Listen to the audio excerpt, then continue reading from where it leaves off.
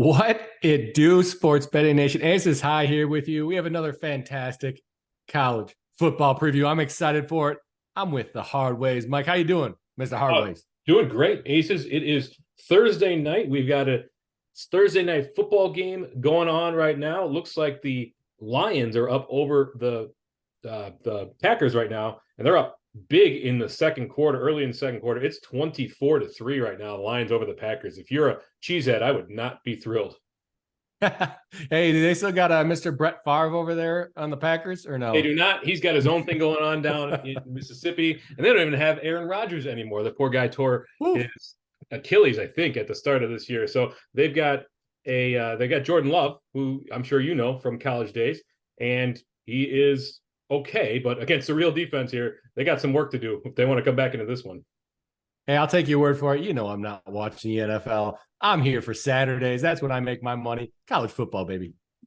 Yeah. Let's jump in that case. Yeah, we're not here to talk NFL, are we?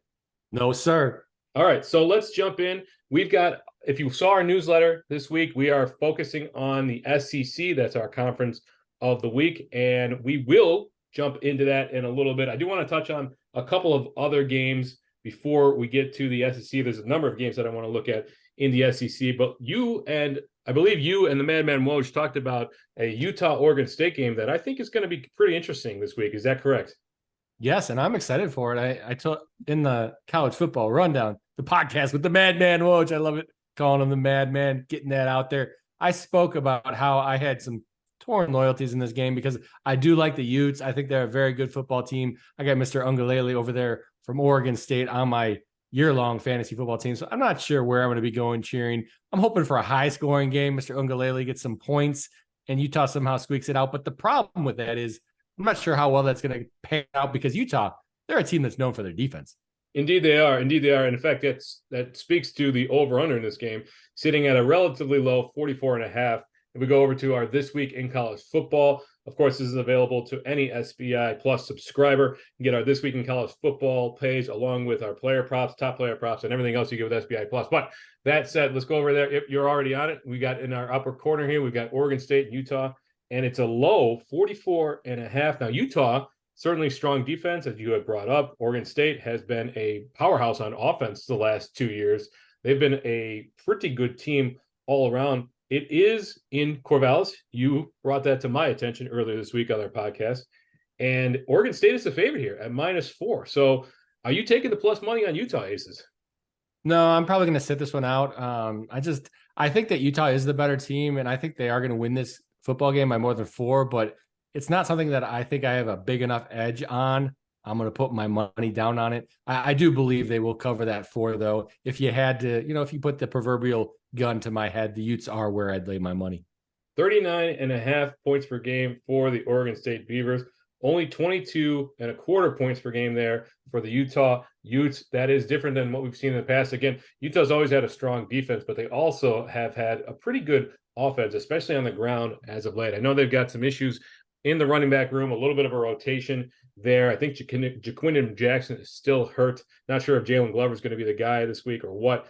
But yeah, I kind of like the over in this. I think that if Utah can get Cameron Rising back and they can actually make a competent play a competent offense on the field at 44.5, that is not terrible. That's 6 touchdowns and a field goal. To me, that looks like a good bet right there. Let's jump over to our game pages here and let's see if we can find out what the best line for that 44.5 is.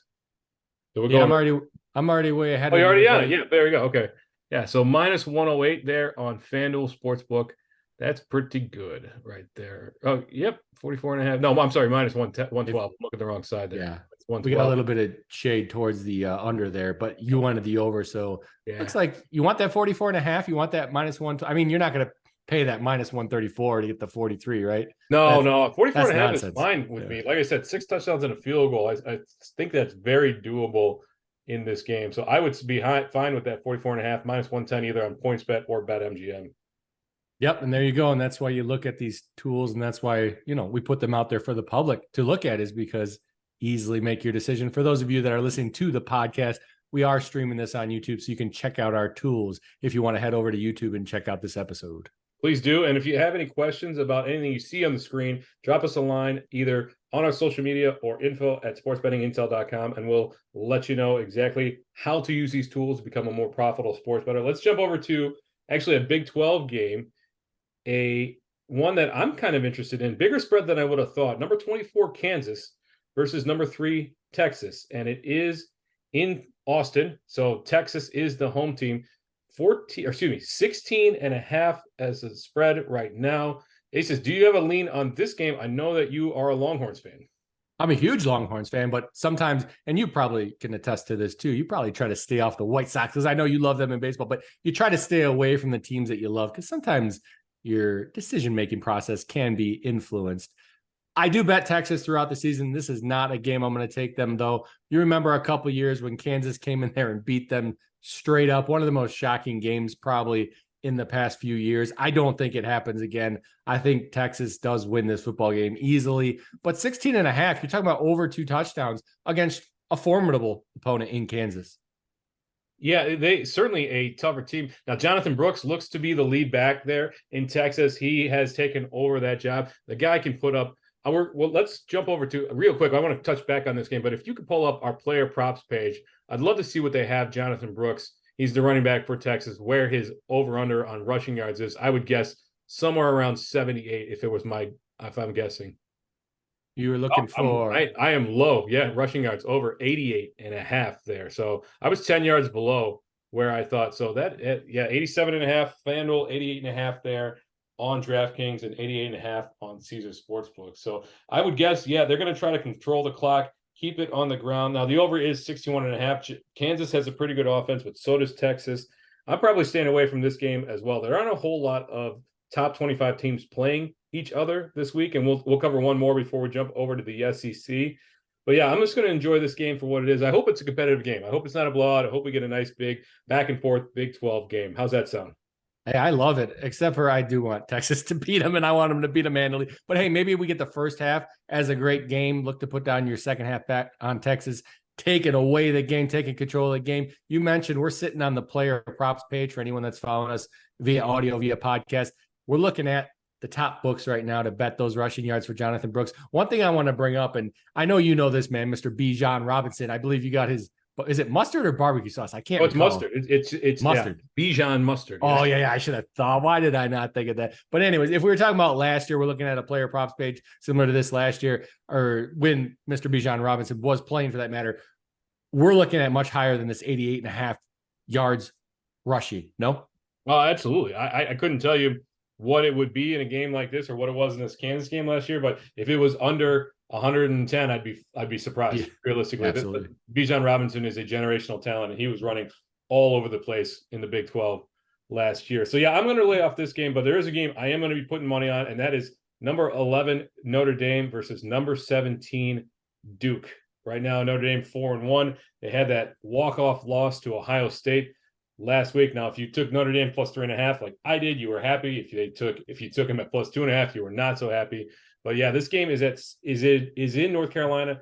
It is at 6:30 on Saturday. It'll be on ABC here. And right now, the spread here is 5.5 in favor of Notre Dame, and the over/under at 52.5. Before I jump in, Aces, can you pull up the detailed matchup and then let the people know if you have a lean on this game?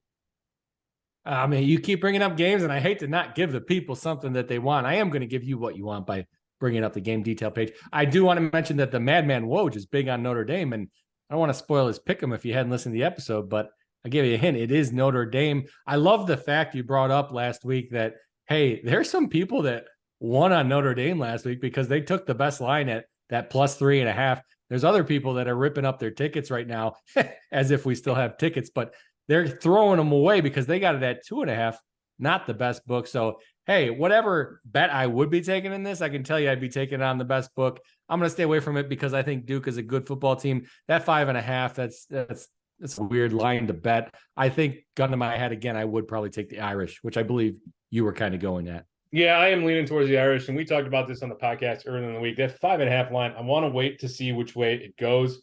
I'm not sure that the money coming in will be on Notre Dame and I'll push that higher, or if it'll come in on Duke, because Duke is a good football team. Like you said, number 17 in the nation, currently undefeated. They did have a bye earlier this year, 4-0.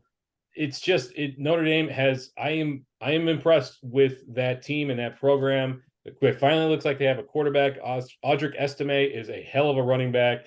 So for me, right now, I'm probably going to throw a little on the 5.5 line just to get it in there in case it does move, and then see where it goes the rest of the week. If you can scroll down, we can take a look and see where that spread is. Yeah, 5.5 there. If you do want Duke, though, you can get actually a really good price, -108 at Bet Rivers for +6 for Duke. So that's that extra half a point there, and that 6 is not bad. But me, I'm going to throw -5.5 on, let's see, well, who wants my money? Well, Caesars and DraftKings so far. You don't got a lot of choices these days, do you, buddy? Yeah, I just gotta have to strike out that last one there, that BetMGM. But that's where it's at. And then the over-under, I don't have a lean on this one per se. Both teams are pretty good on defense, but they're really good on offense. But 52, 51.5, where are we sitting at right now? 52.5, yeah.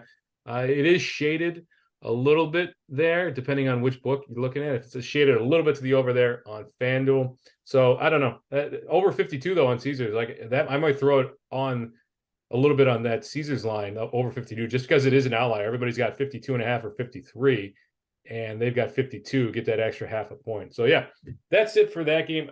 No opinions on your end. I know the Madman Woj is on that game, but you're not betting on that game, at least not yet. Depends on how this moves.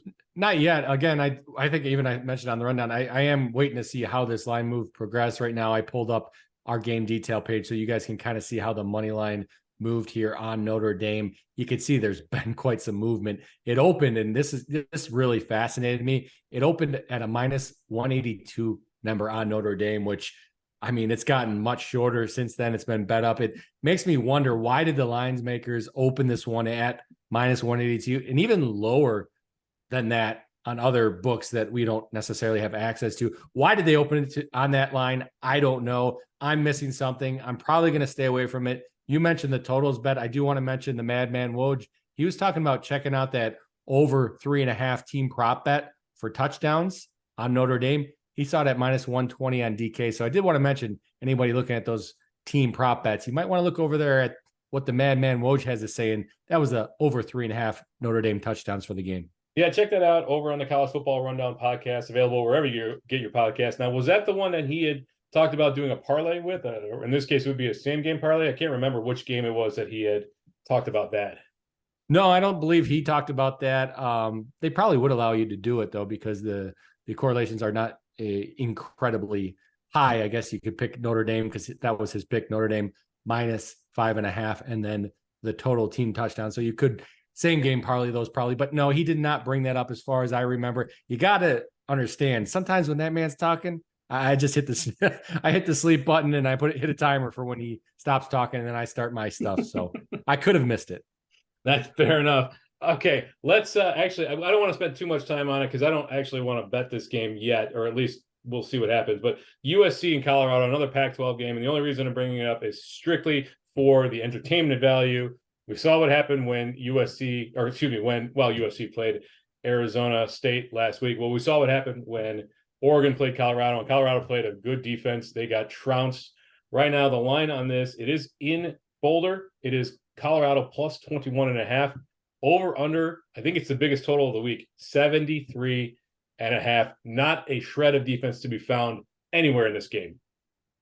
Yeah, you're picking that under. I mean, it's a huge number. I get it. The total's a huge number, but you're picking that under, man. You got a pair on you. And I want to know what your logic is for picking that under, because we all know that Colorado is going to have an incredibly difficult time stopping USC. USC's defense, not the best defense in the nation. We've talked about it time and time again. Colorado can score points. They didn't do so hot against Oregon, but they have a little softer defense over there in USC this week, in my opinion, anyways. So I think points get scored in this one, 73.5.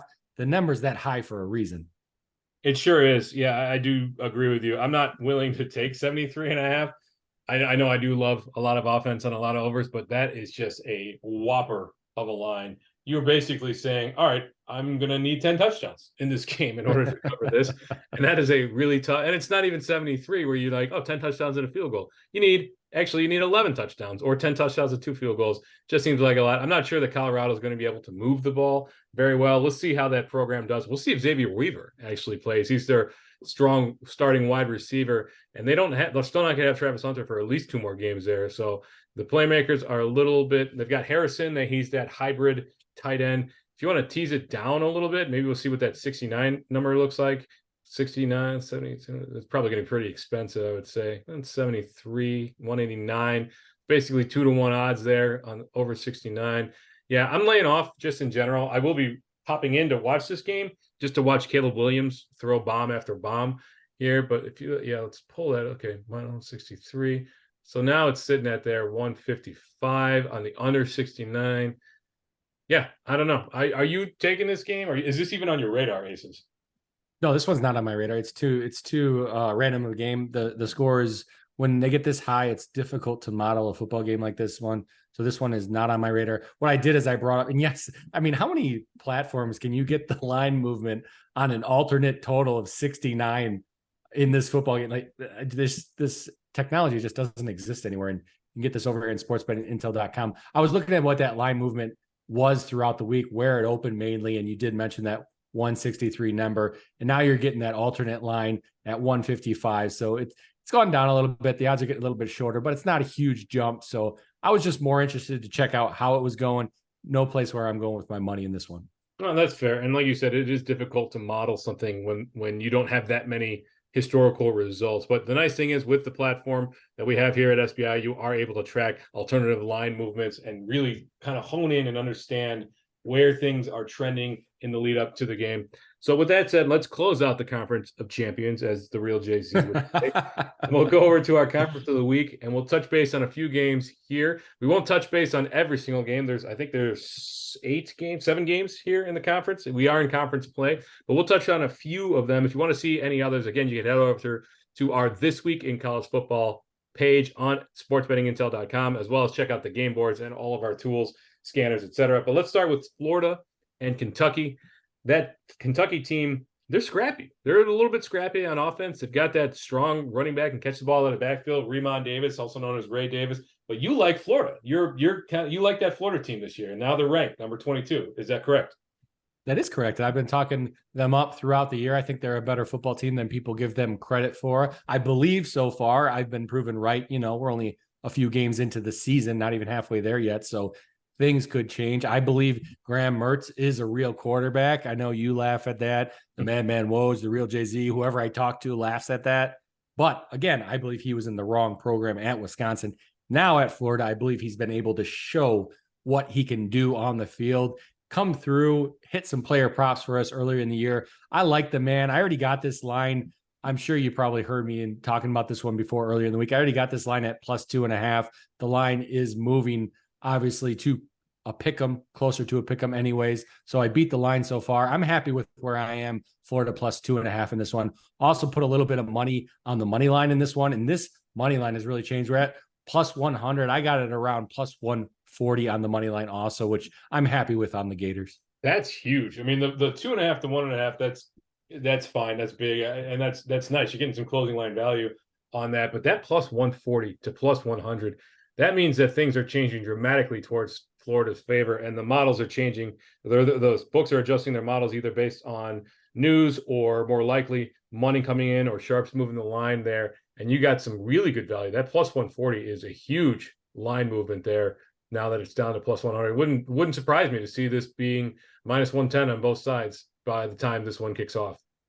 No, I wouldn't be surprised at all. I mean, I know Kentucky's the home team. I believe Florida's the better team. A pick 'em makes sense. You give that home team the 2.5. So, hey, we're at a pick 'em.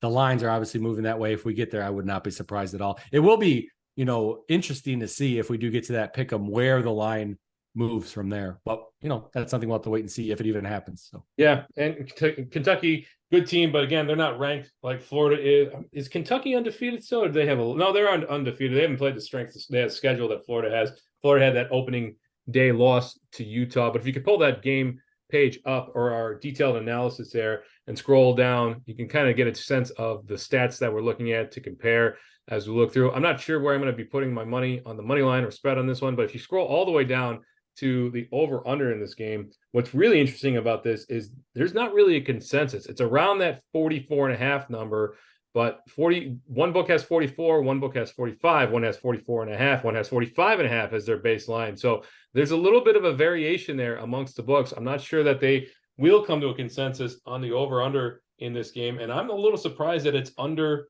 that 47 number, to be frank. I kind of like the over in this game. Do you have a lean? On the over-under, I mean, I wouldn't mind the over in this one, I guess. I do find it interesting how you just pointed out that the books are all over the map in this one. We were just talking about a USC football game that's going up against Colorado. And for those of you that couldn't see our platform here, you're just listening to us, it was showing the line consensus across the entire market was essentially, what was it, 74.5 on every single book at minus 110 on both sides.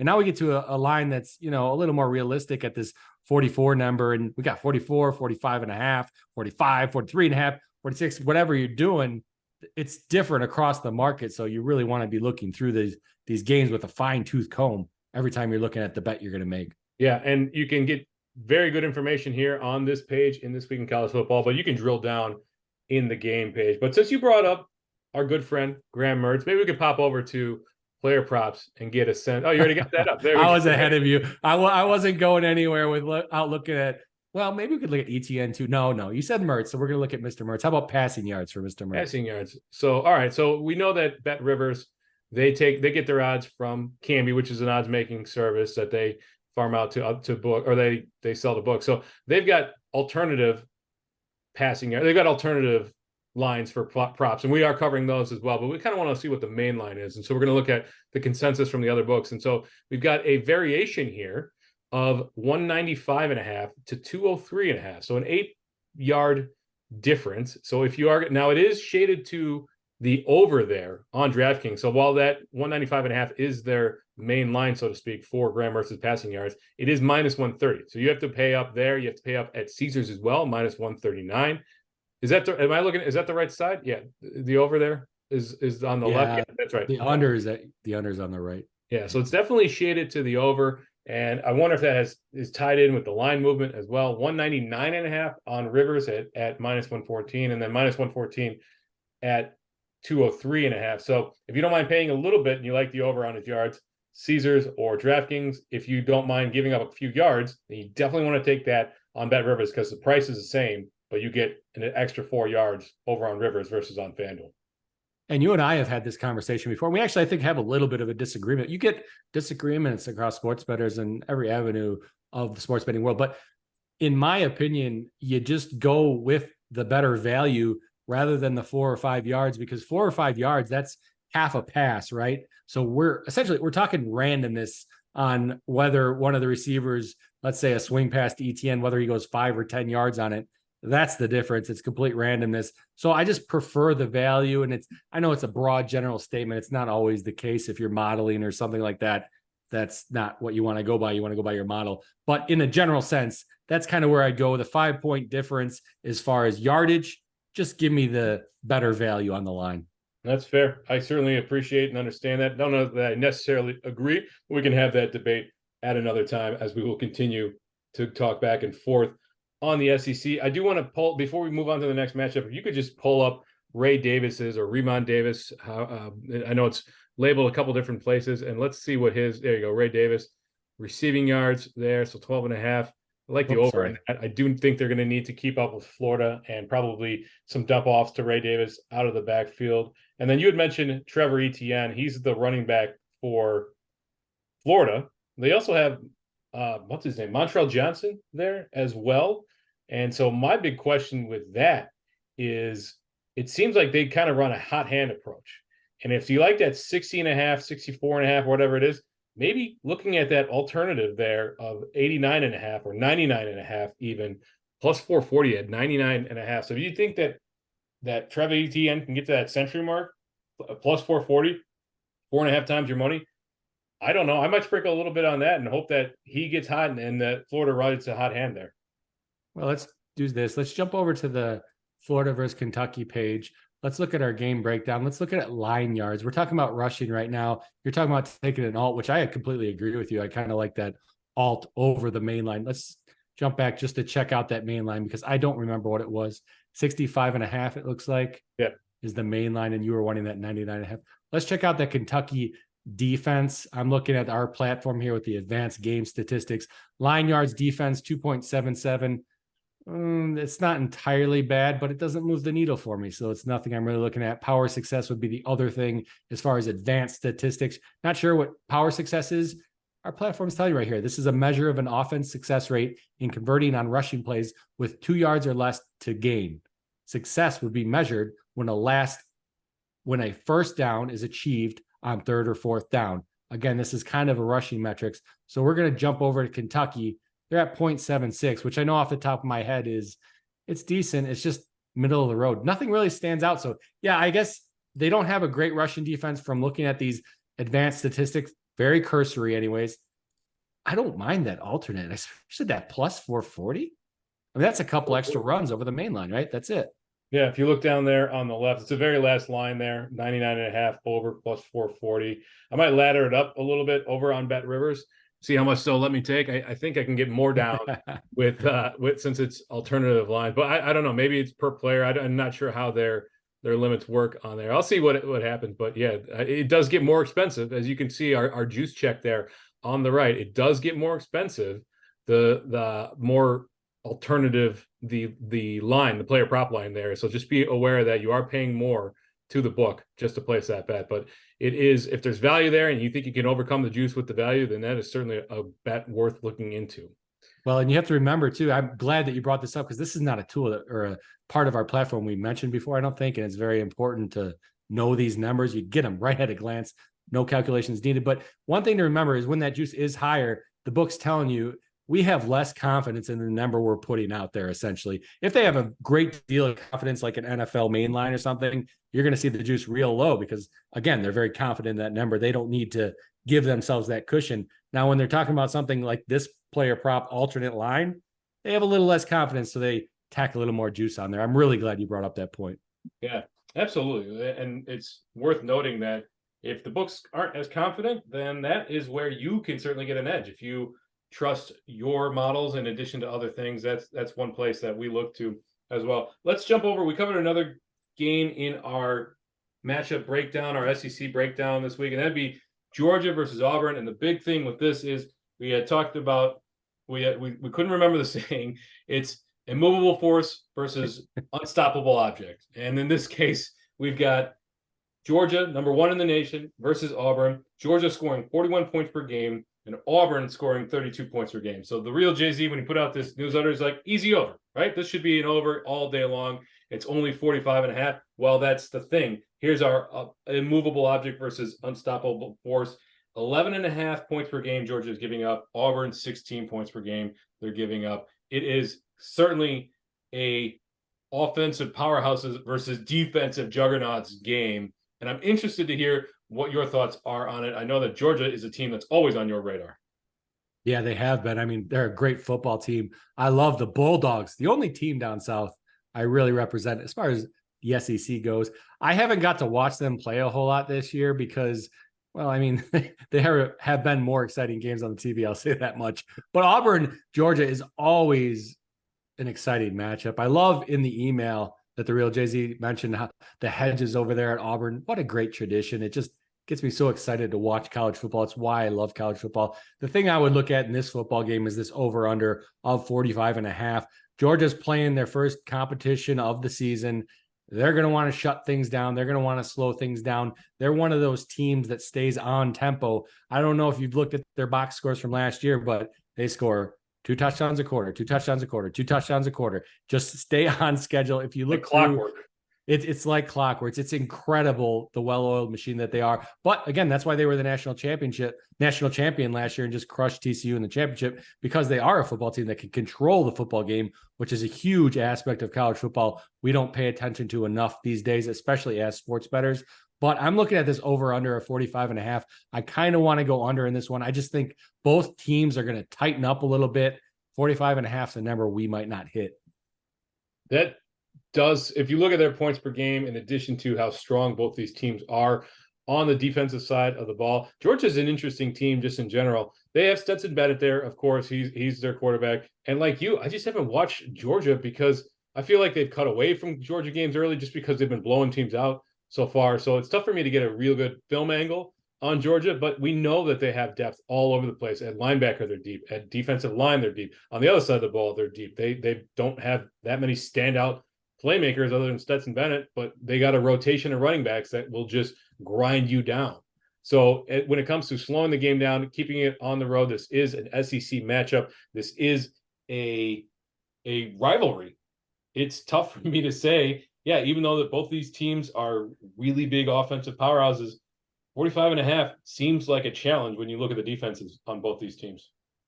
Absolutely. And obviously we know you're talking about Stetson Bennett last year, right? How great he was on the football team. Carson Beck this year. I mean, Carson Beck, just keeping things going as Stetson Bennett did. So the logic stays intact.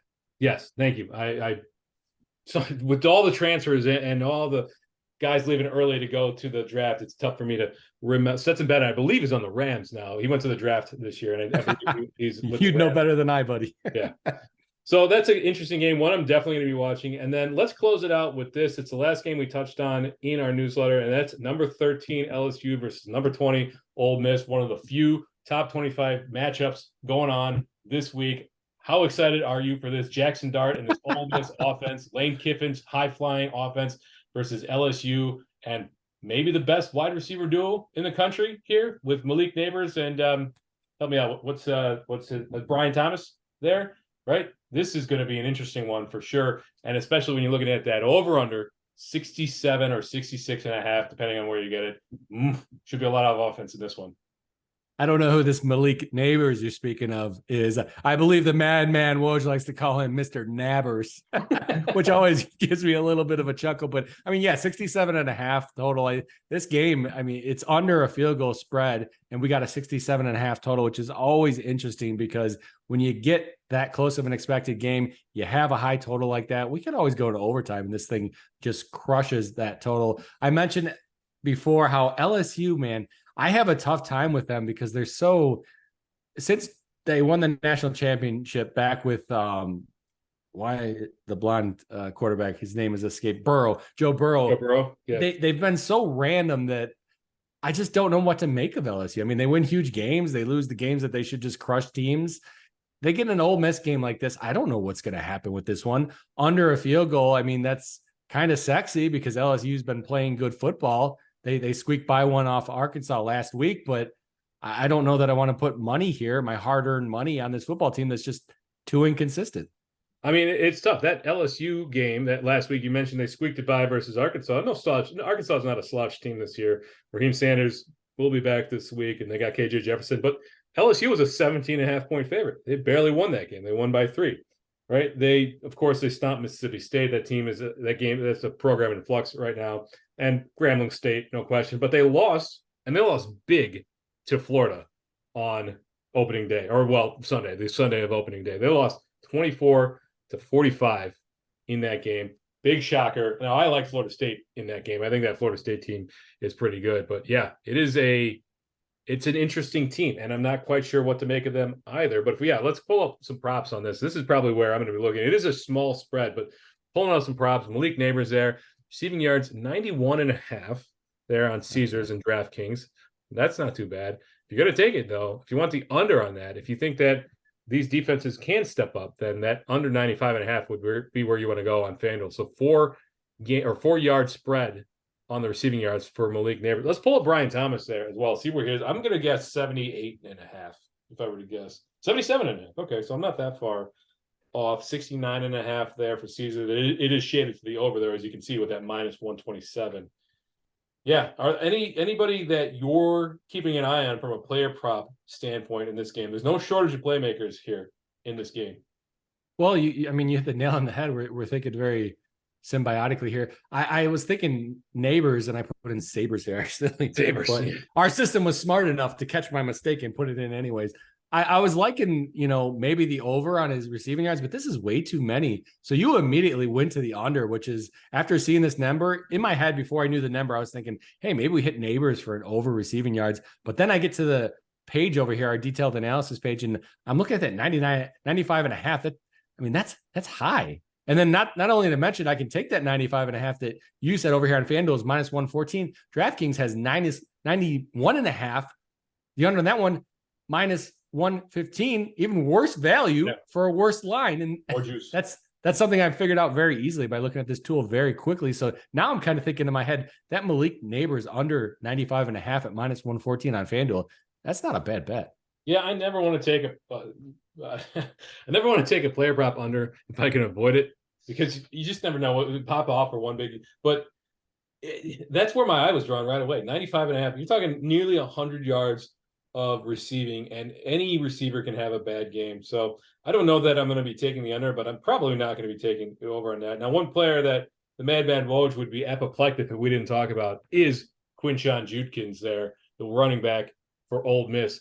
I'm not sure if you know how to spell Quinshon, but just I tried it. I got it wrong, apparently. Let's try Judkins and see if that pulls it up. Looks like we might not have lines for him just yet, and that's okay. But we have a couple other guys on that Ole Miss team. Now their wide receiver core has been flip-flopping around a little bit. So that Jordan Watkins has been the guy that's been stepping up since they've had some injuries. And his line is sitting at 53.5. And if you think LSU is going to score and Ole Miss with Jackson Dart is going to have to keep up, that 53.5 is not a bad line there. Just over a half-century mark there for Jordan Watkins. The big question is, does Trey Harris come back? Do the other guys come back, and do they spread the ball around instead of it being concentrated to one guy? It's difficult to kind of project that. But if you get some good injury news, well, no, I shouldn't say there's no good injury news, but if you get some news that these other guys are still going to be sitting in another game, then that Jordan Watkins over 53.5 receiving yards, you're going to want to jump on that before that gets bumped up by the books on the news. Right. And this market's a little closer on Watkins' line here than they were on Mr. Neighbors. Maybe if you want to try to hit them both, you take Watkins on the over and a little bit of a semi-hedge with Neighbors on that under that we talked about. You could lose them both too, don't get me wrong. But, hey, I mean, there's worse bets you could make there. There are certainly worse bets you can make. Let's pull up. Let's see. What about Jackson Dart, and we'll see if we got lines for him yet.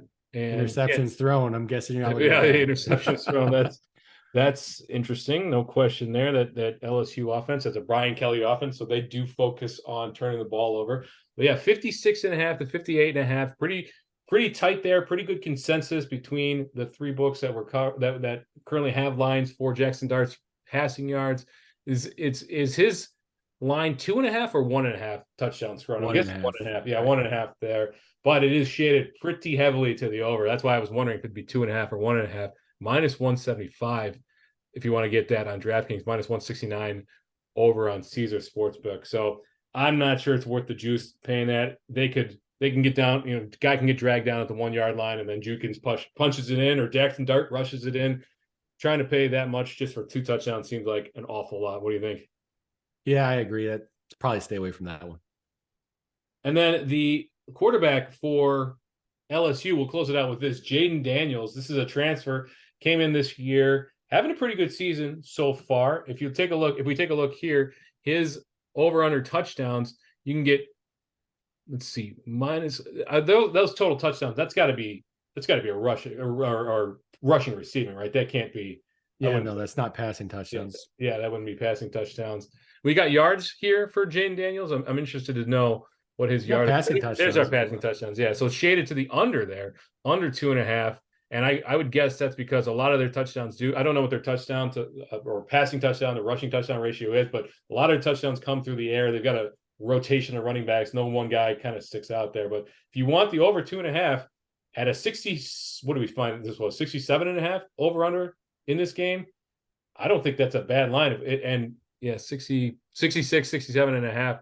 Yeah, big points should be on the board in this one. If we can go back to his over under 2.5 passing touchdowns, it's plus 130 on DraftKings, plus 129 there on Caesar Sportsbook. So yeah, that's one that I'm going to be poking around, looking at. I'm not sure which way I'm going to lean if I'm going to be taking the spread. It's LSU. They're the favorite on the road. As we had said, they are a pretty good team. Ole Miss is a good team in and of their own right. 67.5. It's the over. That's the game that I like. I'm going to poke around for player props. I'm going to keep it up to date on player news because a lot of that does hinge on a few guys that are questionable for Ole Miss. I think that's going to do it for us, though. Aces, any other games you want to cover? We did not cover every game in the SEC. Of course, go over to sportsbettingintel.com and you can get all this information that we have been talking about and more for Texas A&M and Arkansas, and Missouri and Vanderbilt, and South Carolina, Tennessee, which I'll be watching. Alabama and Mississippi State. Alabama, big 14.5-point favorites on that. Any other, doesn't even have to be SEC. Any other games that you want to quick poke at before we sign off for the evening?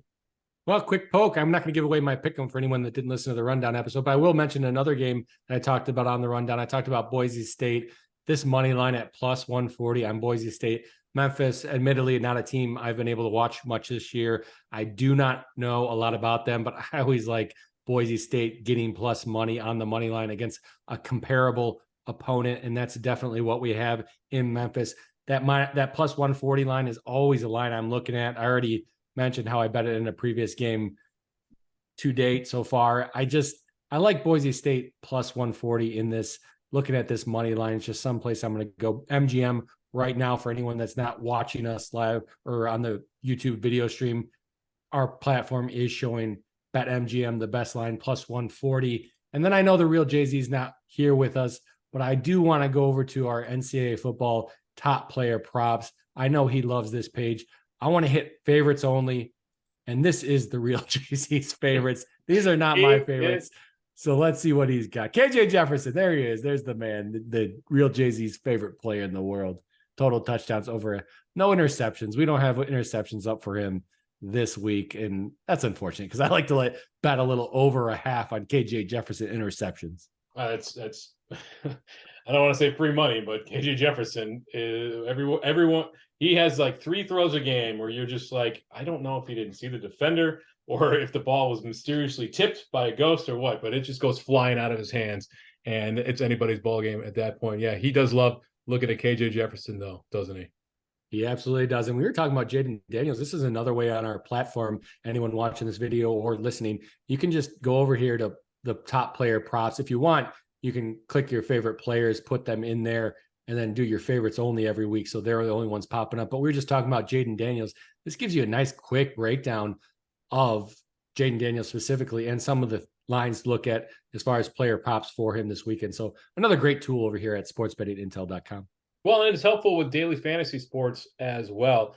I know that the College Football Rundown runs a free daily college fantasy football contest over on DraftKings. If you want an invite, let us know and we'll get them in touch with you. It's free, and there are prizes at the end of the year, but they run that, and this is a great tool for helping to kind of visualize what player props should look like, what they're looking like, and helping you to build your lineup. So you can go in every week and set your favorites for 15, 20 of these guys, make your way through, build your lineup, change the favorites as it goes along, keep up to date as the props adjust, change your lineup that way, and it helps you get an edge in daily fantasy sports, which is still a very popular tool and a very popular activity that a lot of our customers are really enjoying. Yeah, you got to expect that the madman Woj is over there 24/7 on this page, hitting in his DFS players, watching those lines move, getting a lot of intel. I'm glad you brought that point up. Yeah, 100%. I wouldn't surprise me if you check his usage and we see that he's logged in from Thursday morning at 9 a.m. until Saturday at about 11 o'clock p.m. So that is going to wrap it up for us. Do appreciate that a little bit there at the end.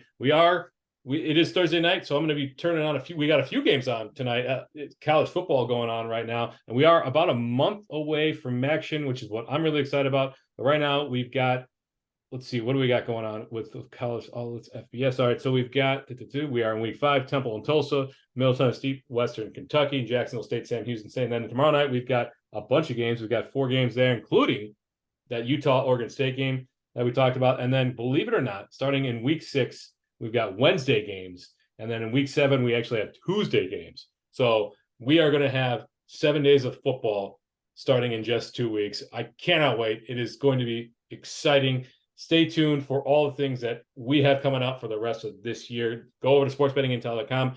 Check it out. We'll get this up on YouTube so you can walk through this and see exactly what we did tonight. Aces, anything you want to leave the people with before we sign off? I will say this. Head over to our site. If you don't use our site, find some other tools, because it costs $20 a month now. For that $20 a month on our site, as an example, you can easily make that back just by helping you make the right choices. And hey, there's something that you're not seeing over there, reach out to us. It might be there because I know we have a lot of stuff, or hey, maybe we can hook you up with it, let you know how to get to it anyways. That's a very good point. So that'll be it for us tonight. Again, our conference this week is the SEC. I'm going to sign off. I'm going to watch some rest football the rest of the night and this weekend. It should be amazing. Let's make some money, aces. And as we say over here at Sports Betting Intel, you don't always have to bet, but when you do, wager wisely.